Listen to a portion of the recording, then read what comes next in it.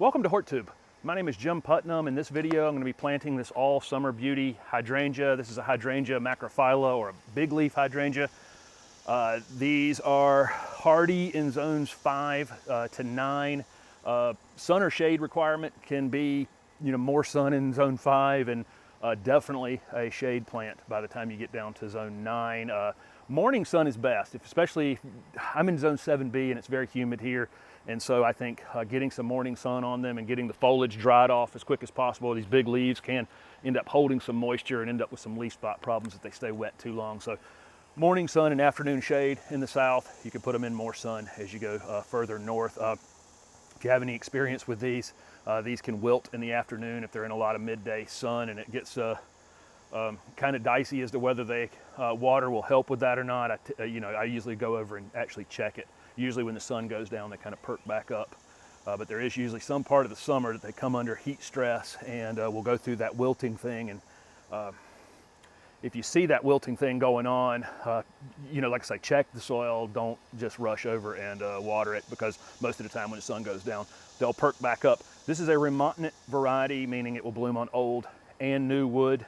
And that's great because if you get any kind of frost or late freeze in the spring and it damages the flower buds, or somebody improperly prunes it in the winter time and takes off all the flower buds, which are on older varieties of these, or just on the old wood, then you still get flowers the next year. This one has tons of flowers and flower buds coming out on this year's growth. So you can actually see it on this plant actually happening, midsummer here on this year's growth, which is kind of exciting. These are very small because this is a very large plant in a very small pot. So it's doesn't have the root capacity to really get big giant flowers up here. But these will be about 6-inch round balls in the ground, 4 to 6 inches.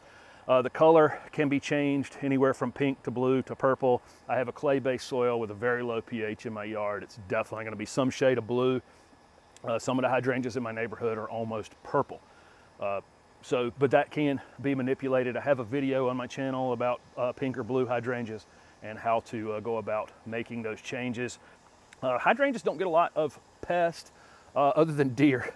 Deer do like to eat these, so if you have deer issues, you definitely want to put them in a protected space. I'm putting this variety and then several others under a tree over here to my right that I'll show you in just a second. And the morning sun comes in on it, maybe 3 hours, and then it's going to be in the midday shade, and then it's going to be back in the sun for a few hours in the late afternoon.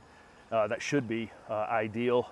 These don't mind being wetter than some plants, but if you think the area is actually going to stay really damp between rains, make sure you're mounding them up a little bit. And I kind of have to do that in my yard. I have been very dry this year, but in a normal year, I have to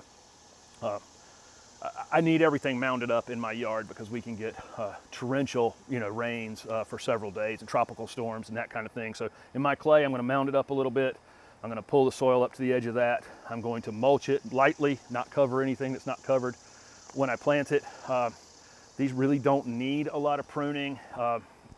You can prune to shape them after the initial flowering in the late spring if you absolutely need to.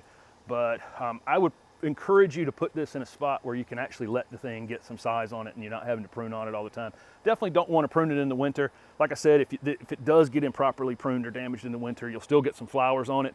But the best flowers you're going to have is that first round in the late spring or early summer from the buds that were set from the previous summer. So keep that in mind. Don't prune it in the winter. Just avoid that. I'll fertilize this with an organic fertilizer in the late winter or early springs. It's waking up, and that'll be that for the season. And then I'll just monitor the watering on it once it's established. In my yard with this clay-based soil in a normal rainfall year, I won't have to do a lot of watering on this at all. Super low maintenance, super easy, and super colorful. So here's this All Summer Beauty Hydrangea in the ground. Like I say, these flowers will be very, very large in the future, even bigger than this one right here. It's going to get some morning sun from this direction and some afternoon sun from that direction. I put it in a spot where I can allow it to get some size on it, and I'm going to be putting some other hydrangeas through this area in a row and just creating a backdrop for some other plantings and a new sidewalk that's going in right in this area.